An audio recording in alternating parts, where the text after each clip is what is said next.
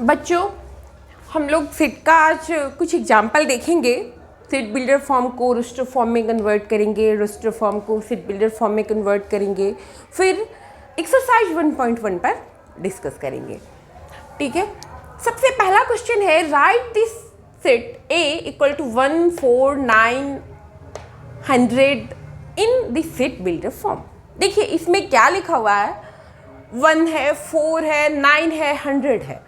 ये तो register form में है क्योंकि ये कॉमा कॉमा से सेपरेट किया गया है मिडिल ब्रैकेट में, ब्रेसेस में, और इसको रजिस्टर फॉर्म में लिखा हुआ है, उसको सेट बिल्डर फॉर्म में गुण प्रकटीकरण विधि में या समुच्चय निर्माण विधि में लिखना है। ठीक है, अब 1 आप क्या देख रहे हैं, 1 मीन्स दिख रहा है, 1 को हम लोग 1 स्क्वायर कह सकते हैं, 4 को हम लोग 2 स्क्वायर कह सकते हैं, 9 को 3 स्क्वायर कह सकते हैं, दिख रहा है ना, 100 को 10 स्क्वायर कह सकते हैं। कुछ हमको प्रॉपर्टी दिख रहा है 1 स्क्वायर, 2 स्क्वायर, 3 स्क्वायर से लेके 10 स्क्वायर तक। ठीक है, तो मुझे तो प्रॉपर्टी तो पता चल गया, गुण तो कॉमन प्रॉपर्टी तो पता चल गया। तो इसको हम लोग सेट बिल्डर फॉर्म में, ऐसा नहीं है कि सेट बिल्डर फॉर्म में एक ही तरीके से लिख सकते हैं, इसीलिए मैं आप लोगों को दिखा दी हूँ। कोई बच्चा ये भी लिख सकता है, ये भी लिख सकता है, ये भी लिख सकता है, ये भी लिख सकता है, क्योंकि मेन मेरा मोटिव जो होना चाहिए, कलेक्शन चेंज नहीं हुआ। कलेक्शन तो यही है 1, 4, 9 से लेके 100 तक। बट कोई कहेगा कि x such that x is a square of natural numbers less than 11। ये क्या है, प्राकृत संख्याओं का 11 से छोटी, मतलब 1 से तो प्राकृत संख्याएं स्टार्ट होती है, और 10 तो 11 से छोटी है ना, तो 11 से छोटी प्राकृत संख्याओं का वर्ग है x such that x 11 से छोटी प्राकृत संख्याओं का वर्ग है। कोई बच्चे ये लिखे, बिल्कुल सही है, ये इस सेट का मीनिंग यही हुआ। ठीक है, कोई कहेंगे नहीं हम 11 से छोटी क्यों लिखे, यदि हम कह दें 10 तक की प्राकृत संख्याओं का वर्ग है। बिल्कुल सही है, 10 तक की प्राकृत संख्याएं तो 1 से लेके 1, 2, 3, 4, 5, 6 से लेके 10 तक होती है। तो यदि कोई लिख दे x such that x is a square of natural numbers up to 10, x 10 तक की प्राकृत संख्याओं का वर्ग है, तो भी सही है, ये भी सही है, ये भी सही है। ये दोनों सेट जो है कलेक्शन तो आखिर यही है ना, 1, 4 से लेके 100 तक। कोई कहे नहीं, हम ऐसा लिख देते हैं x such that x equal to n square. ये लैंग्वेज भी लिखा, और ये थोड़ा सा मैथमेटिकली थोड़ा स्ट्रॉन्ग है। ठीक है, इसका मैथमेटिक्स थोड़ा सा लैंग्वेज से ज़्यादा मैथमेटिक्स पर पकड़ है। वो कहा नहीं, हम ऐसे लिखेंगे x such that x equal to n square, फिर n belongs to n, x equal to n square है ना, जहाँ n का अवयव है, नेचुरल नंबर का अवयव है, और कहाँ से कहाँ तक है, 1 से लेके 10 तक। तो 1 से लेके 10 तक का ये यदि चीज़ नहीं लिखते तो फिर गलत हो जाता।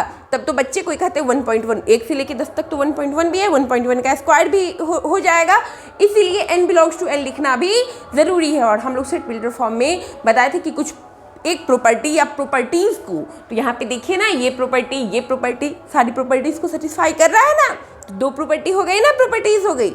तो इसीलिए n belongs to n and 1 less than equal to n less than equal to 10।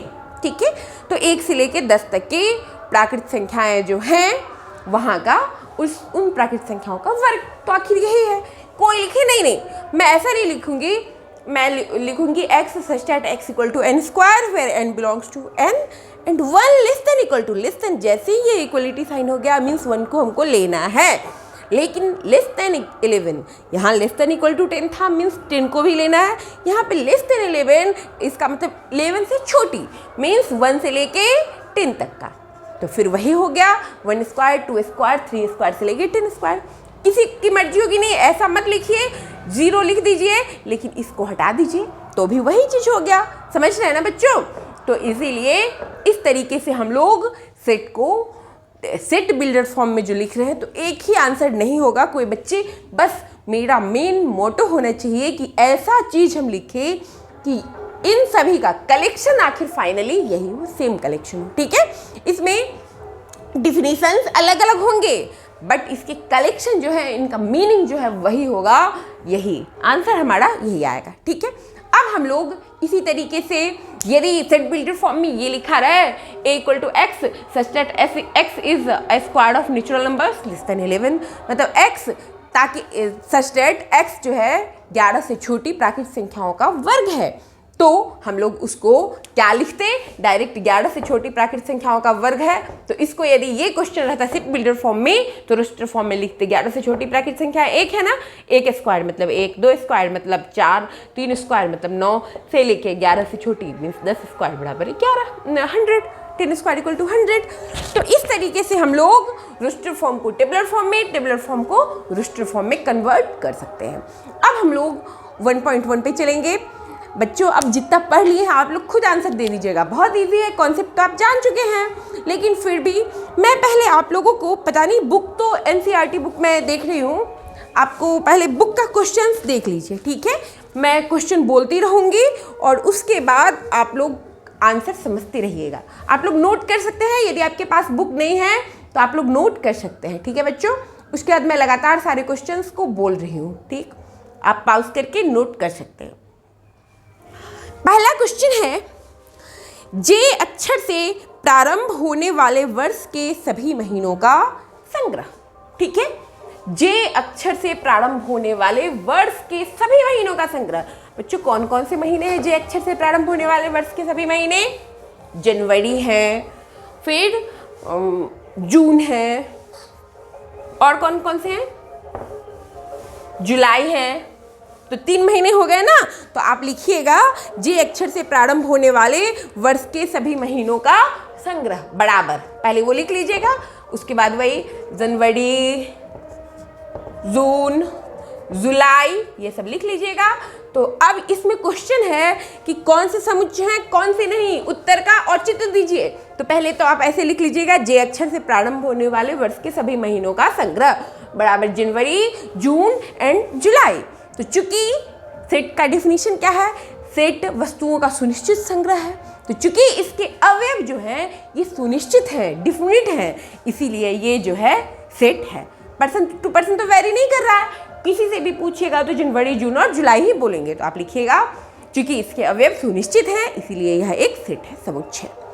Next, Bharat के 10 सबसे प्रतिभाशाली लेखकों का संग्रह। बच्चों कल हम लोग बताए थे कि 10 सबसे प्रतिभाशाली लेखकों का संग्रह समुच्चय नहीं है, क्योंकि इसके निर्णय करने का मापदंड पर्सन टू पर्सन वेरी करता है। तो आप यही लिखिएगा, भारत के 10 सबसे अधिक प्रतिभाशाली लेखकों का संग्रह समुच्चय नहीं है, क्योंकि इसका कोई निश्चित मापदंड नहीं है, इसके निर्णय करने का और पर्सन टू पर्सन ये वेरी करता है, ठीक है। अब इस तरीके से विश्व के सर्वश्रेष्ठ 11 बल्लेबाजों का संग्रह, ये भी बच्चों विश्व के सर्वश्रेष्ठ 11 बल्लेबाजों का संग्रह लिखिएगा समुच्चय नहीं है, क्योंकि यह सुपरिभाषित नहीं है। इसका निर्णय करने का मापदंड एक व्यक्ति से दूसरे व्यक्तियों के लिए भिन्न भिन्न हो सकता है। समझ रहे हैं बच्चों?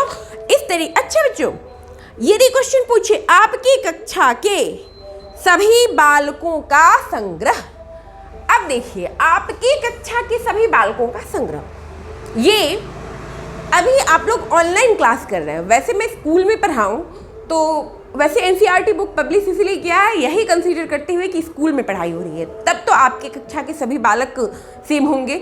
आपसे पूछे रोल नंबर 1 से वो भी वही बच्चे बताएंगे, रोल नंबर 2 से पूछे तो भी वही बच्चे बताएंगे। लेकिन बच्चे आप लोग अभी ऑनलाइन पढ़ाई कर रहे हैं, उस समय तो चूंकि अवयव सुनिश्चित होंगे, आपके स्कूल के आपके कक्षा के बच्चे तो वही रहेंगे, रोल नंबर 1 to 70। लेकिन अभी आप लोग ऑनलाइन पढ़ रहे हैं, हो सकता है सब अलग अलग स्टूडेंट स्कूल के स्टूडेंट पढ़ रहे होंगे, तो ऐसी परिस्थिति में आप अलग अलग बच्चों का नाम बताइएगा, दूसरे स्टूडेंट अलग अलग बताएंगे। इसीलिए एग्जाम में तो आप लोग एनसीईआरटी जो फॉलो कर रही है वो इसको कंसीडर कर रही है कि आपके क्लास के बच्चों का संग्रह है, आपके क्लास के बच्चों का। बट अभी जो ऑनलाइन के सेंस में अभी आप लोग सोचिएगा तो सोचिए सारे बच्चे अलग अलग लिखेंगे, सारे बच्चों के अलग अलग स्कूल्स हैं तो उनके क्लास के अलग अलग बच्चे हैं, तो ऐसी परिस्थिति में ये पर्सन टू पर्सन वेरी करेगा, इसीलिए ये सेट नहीं होगा। ठीक है बच्चों, लेकिन आपको बार बार कह रही हूँ एनसीईआरटी जो कह रहा है वही आपको करना होगा, क्योंकि वो तो आपको कंसीडर कर रहा है क्लास के, आपके अपने स्कूल के, अपने क्लास के, किसी खास स्कूल के क्लास के बारे में कंसीडर कर रहा है, इसलिए वो उनके अवयव सुनिश्चित है, वेल डिफाइंड है, इसीलिए वो सेट है। ठीक है, और इस तरीके से 1.1 का पहला चैप्टर क्वेश्चन आप लोग बना लीजिएगा। वैसे भी बच्चे आप कॉन्सेप्ट जब समझ चुके, तो मैं पहले ही बता चुकी हूँ कि बहुत सारे ऐप्स हैं, एनसीईआरटी भी बहुत सारे ऐप्स डेवलप कर चुकी है जिसमें सिस्टमैटिक सारे एक्सरसाइज के आंसर हिंदी में भी इंग्लिश में भी अवेलेबल हैं। तो आपका मेन मोटिव समझना होना चाहिए, और समझ लीजिएगा तो क्वेश्चन तो बना ही लीजिएगा। मैं आगे वैसे भी मुझे 3 महीने में कंप्लीट करवाना है, मैं शॉर्टकट में ही चलूँगी, और मैं बता रही हूँ कोई दिक्कत होगी तो आपके पास मैं सारा कुछ समझा ही दूंगी ताकि आपको दिक्कत ना हो। और फिर भी दिक्कत होगी तो आप मुझे यूट्यूब पे पूछ सकते हैं। अदरवाइज आप एनसीईआरटी का जो ऐप डेवलप की है, एनसीईआरटी का खुद का भी आप प्ले स्टोर से जाके डाउनलोड कीजिएगा, सारा आंसर उसमें रहता है, आप नोट कर सकते हैं। क्योंकि समझ तो अभी आप कॉन्सेप्ट तो यहीं पे समझ रहे हैं। थैंक यू बच्चों।